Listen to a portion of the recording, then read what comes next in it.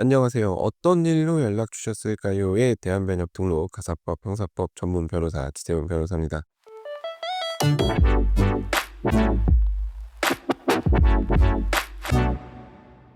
자, 이번 주에도 변호사 잘 고르는 법에 대해서 얘기를 한번 해보려고 합니다.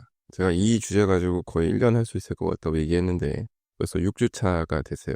과연 어디까지 제가 얘기할 수 있을지. 네, 이번 주는 마음이 좀 급합니다, 사실. 당장 내일 예비군 훈련도 가야 되고 이따 오후에 재판도 있고, 예비군 훈련으로 하루가 빠지면 그 하루를 벌충하기 위해서 미리미리 뭘 해놔야 되니까, 이제 미리미리라는 것이 제가 매일매일 꾸준히 하는 것들, 예를 들면은 블로그에 글 쓰고 스레드에 글을 올리고 인스타에 릴스나 뭐 이런 거 올리고, 그리고 이제 일주일에 한 번이지만 팟캐스트 녹음하고, 이게 이제 하루만 빠져도 마음이 급합니다. 이런 거를 다 해야 되니까.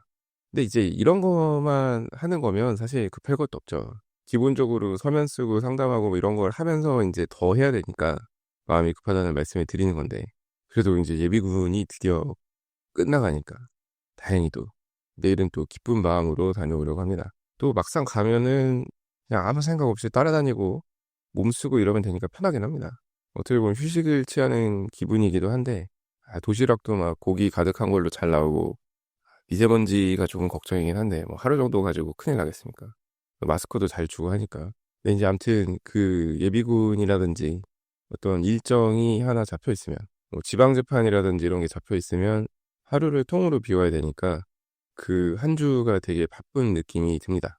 네, 저의 바쁜 척은 여기까지만 하기로 하고, 사실 이번 주 바쁜 거는 순전히 제가 군대를 늦게 다녀와서 바쁜 거기 때문에, 그 예비군 간다고 해서 제가 나이가 막 어리지는 않아요. 제가 군대를 늦게 갔을 뿐이지.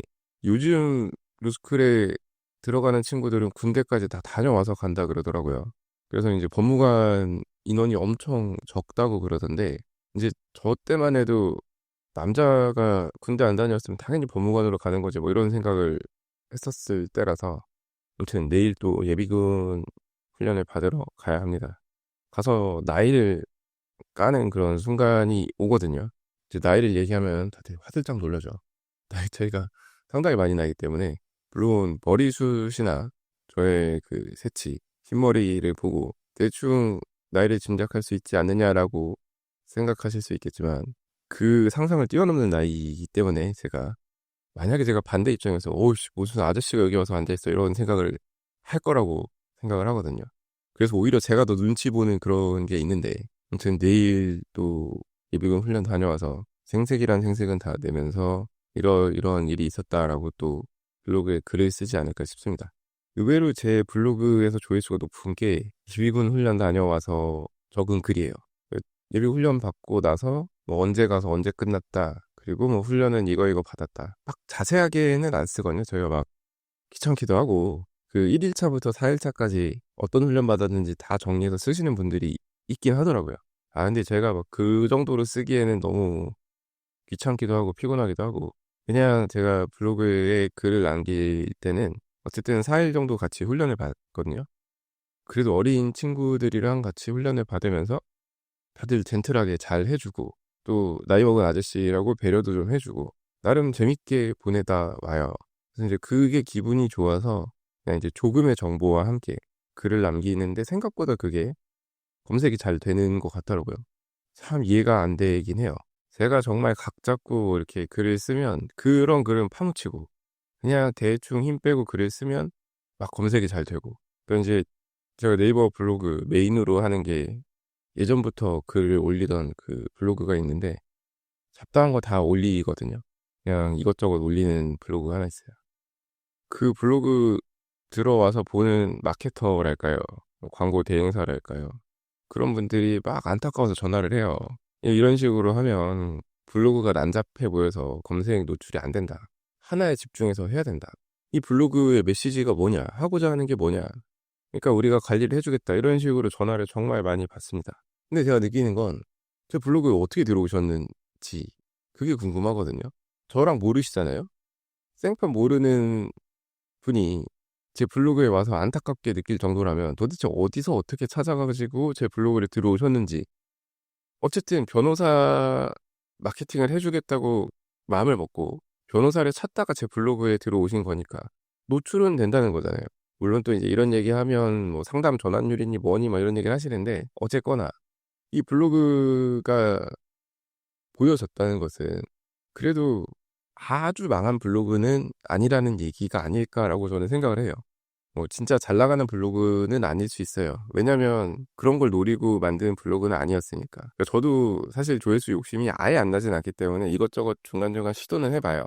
근데 이제 그 시도라는 것도 제가 생각할 때 너무 뻔해 보이지 않는 선에서 제가 정말 싫어하는 것 중에 하나가 그럼에도 불구하고 제가 한동안 또 해 봤던 것 중에 하나가 이제 지역명 붙이고 이혼 전문 변호사 붙이고 뭐 그거에 따라서 글을 쓰고 뭐 이런 것들이었는데 그렇게 하면 검색이 안 되진 않더라고요. 그렇게 하면 어딘가에 노출이 더 조금은 잘 되고 하는데 이제 안 하고 싶더라고요. 그럼에도 불구하고 미련을 못 버리고 가끔씩은 올리는데 뭐 그렇게 올린다고 해서 큰 효과가 있는 것 같지는 않습니다. 그런 것도 인제 꾸준히 해야 되는데 결국에는 제가 하고 싶은 대로 잡다한 글을 이것저것 다 쓰고 이러다 보니까 그냥 아는 사람만 아는 그런 블로그랄까요? 소소한 블로그가 되어 버렸죠. 그래서 인제 그 소소한 와중에 법률 얘기만 잔뜩 있어도 모자를 판에 막 예비군 훈련 다녀온 얘기 이런 게 써 있으니까 이런 거 읽는 사람은 재미가 있어도 이런 거 보고 누가 상담 요청을 하겠냐는 거예요. 상담 요청 안 해도 돼요. 그거는 상담을 바라고 쓴 글이 아니니까. 물론 저도 사람인지라 아예 홍보 목적이 없다라고 하면 그건 또 아니겠죠. 그래서 이 글을 보고 누군가가 기억을 해 뒀다가 본인이 급한 일이 생겼을 때 이 블로그에 다시 들어와서 연락을 해 줬으면 좋겠다라는 생각으로 모든 글을 올립니다. 그러니까 길게 보고 넓게 보고 글을 올리는 건데 이런 방식으로 블로그를 하면 안 된다고 다들 훈수를 엄청 둬요. 저도 블로그에 글 써볼 만큼 썼고 대충 어떻게 돌아가는지도 알아요. 누구한테 굳이 알려주지 않으셔도 되는데 안타까워하지 않으셔도 되는데 왜냐면 제가 그런 측면을 노리고 쓴 게 아니거든요. 그냥 제 생각을 저 편한 대로 쓴 거고 그 글을 읽으신 분 중에 한 명이라도 그러니까 하루에 제 블로그에 들어오시는 분들이 200명 정도 되는데 정말 얼마 안 되죠 사실.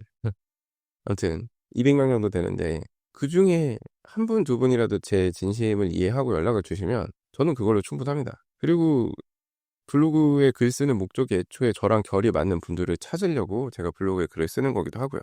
그래서 제가 인제 상담할 때 사실 좀 편해요. 왜냐하면 저에 대해서 충분히 찾아보고 이해하고 연락을 주시는 분들이 대부분이기 때문에.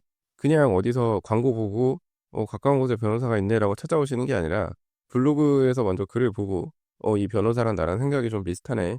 그리고 이 변호사가 직접 글을 쓰는 것도 같네. 누구한테 글을 맡긴 티가 안 나네.' 티가 안 나죠. 당연히 안 맡겼으니까. '그런데 매일같이 또 글을 쓰네. 나름 성실한 사람인가.'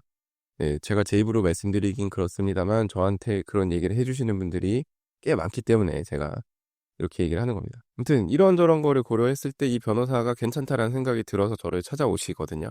그러니까 인제 사실 사건을 맡기려고 오신 분들은 저랑 상담도 길게 안 하세요. 그냥 제 얼굴 보고 '아 사진이랑 똑같은 사람이 여기 앉아 있네. 블로그에서 하는 얘기랑 똑같은 얘기를 하네.'라는 생각이 드는 즉시 그냥 "변호사님 비용 결제는 그러면 어떻게 할까요?"라고 여쭤보시거든요. 그러니까 저는 이런 분들을 만나기 위해서 블로그에 글을 써요. 제가 온갖 세상 잡다한 것에 또 관심도 많고 궁금하고 이런 거 저런 거를 블로그에 올리다 보니까 좀 본인이랑 맞는다고 생각해서 저한테 사건 의뢰를 주시는 분들이 상당히 많습니다. 근데 그렇다고 해서 또 아예 법적인 얘기를 안 할 수는 없어서 이것저것 중간중간 끼워 넣는데 그러다 보니까 인제 알고리즘에 안 맞는다, 뭐 검색 엔진이 좋아하지 않는다 이런 얘기를 SEO가 어쩌고 저쩌고 하는 얘기를 다들 하는 거겠죠, 저한테. 그래서 인제 저도 매일같이 다른 얘기하면 너무 변호사가 일 안 하는 것 같아 보일까 봐 인제 포스팅의 빈도 제가 개인적으로 관심 있는 그런 포스팅의 빈도는 줄이려고 하는데 또 쉽지 않습니다, 이게. 워낙 세상 돌아가는 일에 관심이 많다 보니까. 그리고 인제 이게 제 나름의 취미 생활이기 때문에 그리고 어느새 습관이 되어 버려서 스트레스 해소의 수단 비슷하게도 됐고 아무튼 오늘도 블로그에 이것저것 또 적을 것 같아요. 이제 뭐 제가 진짜 유명한 사람이 되면 유명한 변호사가 되면 법이랑 상관없는 얘기를 막 적겠지만 아직 그 정도로 유명하진 않기 때문에 중간중간 이혼 얘기도 하고 뭐 형사고소 얘기도 하고 이제 뉴스 보다가 드는 생각이 있으면 이런 것도 적고 앞으로도 중심이 없는 그런 잡다한 블로그를 운영하지 않을까 생각을 합니다. 그 블로그가 도대체 뭐길래 그러냐라고 생각을 하신다면 검색해 보시면 바로 나오거든요. 아, 이거다 하실 거예요. 블로그 찾아서 글을 읽어보시면 되겠습니다. 오늘은 원래 SNS를 보고 변호사 고르는 법에 대해서 얘기를 좀 해보려고 했는데 결국 제 얘기만 하다 이렇게 또 10분이 가버렸네요. 다음 주에는 정말로 SNS와 변호사 뭐 이런 걸 주제로 얘기를 좀 해보도록 하겠습니다. 이게 참 어떻게 보면 예민한 주제일 수도 있는데 제가 또 적당한 선에서 잘 한번 얘기를 해보려고 해요. 아무튼 오늘은 너무 두서가 없었다면 없었는데 제 블로그에 한번 들어와서 구경을 해보라는 말씀을 드려봤습니다. 자, 오늘 제가 준비한 얘기는 여기까지이고요. 오늘도 끝까지 들어주셔서 감사합니다. 자, 다음 에피소드에서는 더 흥미롭고 유익하고 현실적인 그런 법률 이야기로 찾아뵙도록 하겠습니다. 이상 대한변협 등록 가사법 형사법 전문 변호사 지태훈 변호사였습니다. 감사합니다.